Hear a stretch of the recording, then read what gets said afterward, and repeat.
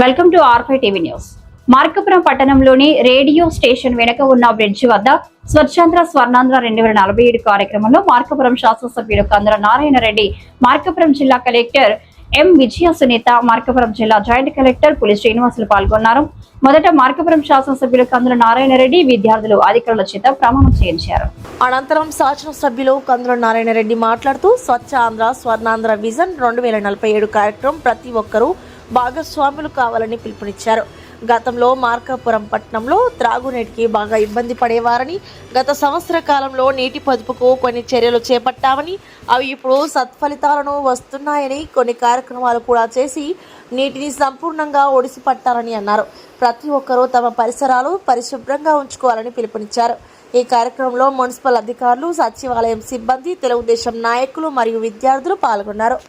స్వచ్ఛ ఆంధ్ర స్వర్ణ ఆంధ్ర స్వచ్ఛ మార్కాపురం ఈ కార్యక్రమం ద్వారా జల సంరక్షణ అనేటువంటి కార్యక్రమాన్ని తీసుకొని ఈరోజు మార్కాపురంలో ఎక్కడెక్కడ మనం నీటిని నిల్వ చేయగలుగుతాం, ఎక్కడ నీటిని నిల్వ చేస్తే బోర్వెల్స్ లో రీఛార్జ్ అయ్యేదానికి అవకాశం ఉంది, ఇటువంటి వాటన్నిటి మీద అధ్యయనం చేస్తూ ఈరోజు ఈ పరిశుభ్రతమైనటువంటి కార్యక్రమాల్ని ఈరోజు చేపట్టడం జరిగింది.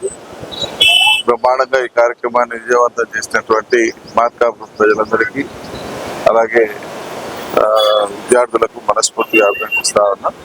ఈ మార్కాపురం పరిశుభ్రంగా ఉంచుకునే దానికి, అలాగే ఒకప్పుడు తాగటానికి కూడా నీళ్లు లేక కటకటలాడినటువంటి పట్టణంలో డ్రింకింగ్ వాటర్ కానీ వాటర్ సమస్య అనేది భవిష్యత్తులో రాకుండా ఉండేదానికి శాశ్వత ప్రణాళికలు అనేవి కొన్ని చేయించాం.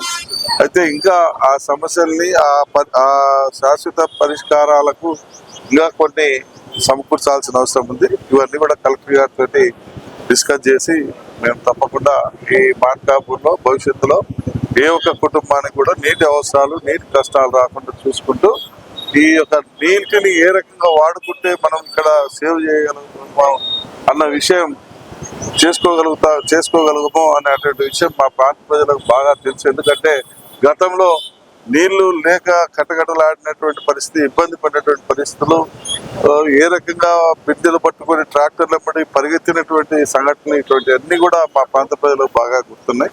కాబట్టి నీటి సంరక్షణ విషయంలో 100% ప్రతి ఒక్క కుటుంబం చిత్తశుద్ధితో వ్యవహరిస్తుందని చెప్పి మేము భావిస్తా ఉన్నాం. ఈ కార్యక్రమం ద్వారా ప్రజలకు ఇంకా మంచి అవేర్నెస్ తీసుకుని వచ్చి మా ప్రాంత అభివృద్ధి సహకరించుకుంటాం. Thank you.